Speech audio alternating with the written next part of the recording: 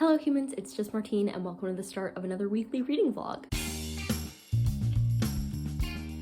It's the second full week of the Heartstopper Readathon, but the third week where it's happening because February started like mid-week, and we've been making some good progress on my TBR so far, but I still have several books that I want to read this month. I think my primary goal for the start of this week at least will be making my way through The Worthing Saga by Orson Scott Card, which is a little longer than I'd want it to be. I started this yesterday and now I'm on page 60, so slow going, but I'm enjoying it so far. And then after that, I think I have like 3 more reads. The problem is that now I'm at the point in my TBR where all of my reads are physical reads. So I don't have any readathon books that are ebooks or something, but I don't always have the chance to read a physical book, bring one with me. So that's going to make the reading for this week an interesting challenge. Today, I've mainly been focusing on research tasks for school, and I'm about to have therapy in a few minutes. And then afterwards, I'll get back to work, and hopefully tonight, I'll make some progress on this book. I want to get at least past page 100, but I'd like to make it further than that, so we'll have to see what happens.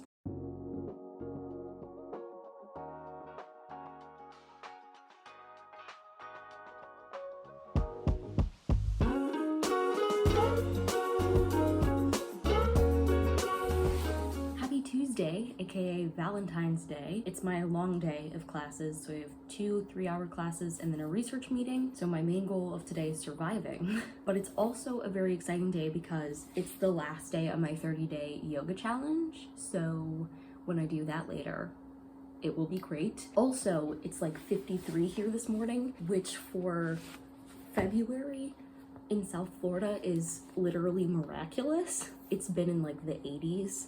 So I'm gonna enjoy that before class this morning. I also have a meeting with my major professor because our normal meeting time this week had to get changed. So we're doing it before her class this morning, which is fine because I've actually been able to get myself out of bed recently. Well, like yesterday aside, but even then I didn't stay in bed too long. I've cut down on my morning watching, which is great. Like I sit there and I'm like, I'm bored, time to do stuff. So that's been a good feeling. I've had a little more energy than usual, which is rare for me, and I know won't last forever, and so I'm just soaking it up while it's happening. I'm gonna go grab some breakfast and get started with my day, and while I'm at breakfast, I'm hoping to read some of The Worthing Saga. I made it to like 30% last night. I'm close to 1/3 of the way through, so hooray, making good progress. I really want this done before Friday because I'm hoping to do a 24 and 48 this weekend. I want this vlog to have content because I'll do a separate vlog for that. So this is my main goal, but I chose a slightly unattainable goal. We're gonna see how it all plays out. Okay, time for breakfast. Oh, also my outfit for today is kind of sporty. Just a black t-shirt, this sporty coat, my Reebok leggings, and then my fake Vans, so.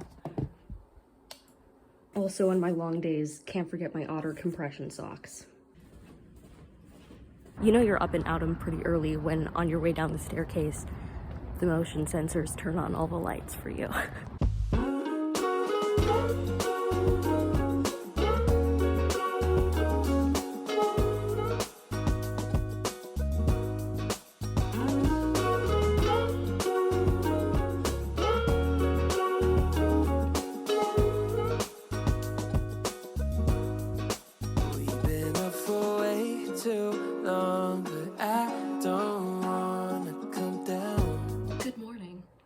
Wednesday morning, and my shoes will take less time to put on today because they're slip-ons, but I did want to update you before I left for class about how my reading's going for the week. So yesterday was my long day of classes, but I still managed to read over 100 pages of The Worthing Saga because I'm actually getting into it now, and I ended up finishing like the first main story because it's kind of like a collection of stories, so I finished the longest one last night and really enjoyed it, and so I'll be moving on to the second one today, hopefully some at breakfast, as long as I don't forget to grab that book on the way out. Progress is being made. Caught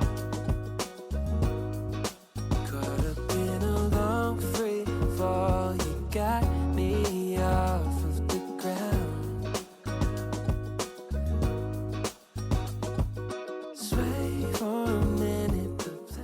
Starting tonight on page 330 of the Worthing Saga. And I ended tonight on page 401, the end of the second section. Happy Thursday night. I just finished The Body Keeps a Score, which I've been reading for the past couple weeks with some of my friends, and I'm giving it 3 stars. This is a book all about trauma, the study of trauma, specifically from like a psychiatric perspective, what we know about how trauma changes the body and the brain, and also about specific treatments for trauma. It was interesting in some points. I really appreciate what this book was trying to do. I just didn't find it very readable or approachable, and I think the point that the author was trying to make in this book is that more people need to understand these topics, and I'm not sure he wrote it in an approachable enough way to reach that goal completely. Additionally, because of the things that I studied both in undergrad and then now in graduate school, there are a lot of these things that I already knew. So that definitely detracted from the experience. I feel like sometimes when you read nonfiction, like you're hoping to learn new things, and there are some new things I learned, but there are also things that I knew before. It was interesting though, because one of the readings for one of my classes a couple weeks ago mentioned this book, and I was like, I'm literally reading that right now. Now I'm done with it, and I'm glad I read it. So thanks to Ruby for organizing this whole buddy read, and now that's done. And I'm hoping that I can finish the Worthing Saga tonight.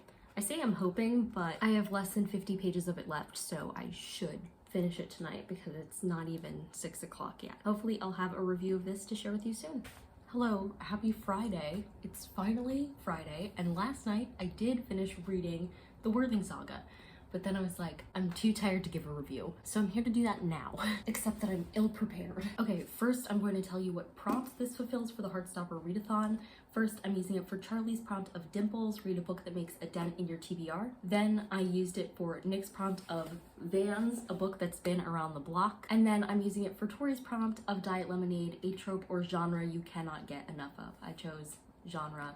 I love sci-fi so much. I want to eat all the sci-fi right now, so definitely counts for that. I'm giving this 4 stars because of the way that this particular book was constructed. It wasn't entirely cohesive in the narrative. Basically, Orson Scott Card started writing some of these stories, or like early versions of these stories, and then this is like finally putting them all together with some extra stuff, and some things shortened down and some things expanded. So he first starts off with the Worthing Chronicle, which is like the big story in this, which is about this man, Jason Worthing, who comes to this town and starts telling them through dreams the stories of how he got where he is today and his powers, and the mysterious and dangerous effects of this drug called Somek, which is used to keep people alive for way longer by having them sleep through long periods of time and then wake up for only short periods of time, and it's controlled by the wealthy and elite. So the more important you are in society, the more time you get to spend sleeping, so then the longer you live overall. So it's kind of a commentary on like immortality and long lifespan and what truly living means, but it's also a commentary on emotions and the value of pain and suffering, which I found to be really interesting. And then we dive into Tales from the Capital, which are stories from the capital world that Jason Worthing originally came from.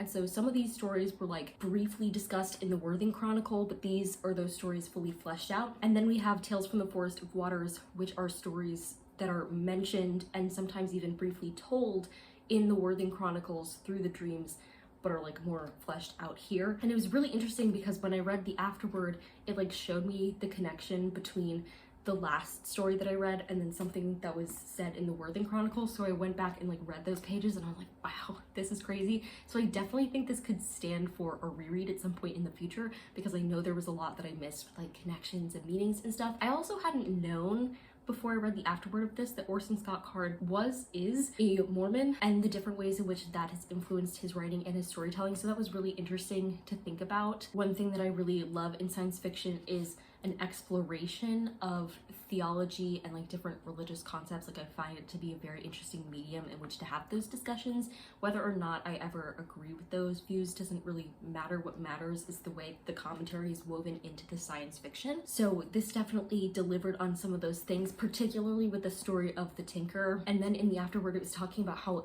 the story of the Tinker is like a narrative that Orson Scott Card uses over and over again, and like referred it back to Ender Wiggin in Ender's Game, which is one of my favorite books of all time.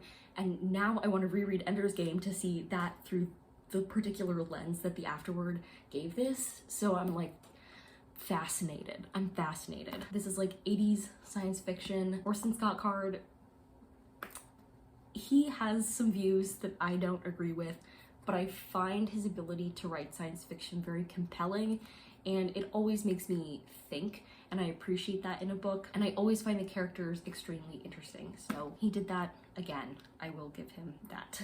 And with that, I'm actually going to end this vlog so that I can have a weekend reading vlog. If you like this video, go ahead and give it a big thumbs up and comment down below what is one of your favorite things that reading books makes you think about, and subscribe for more reading, writing, and college lifestyle content. And until next time, bye humans, bye!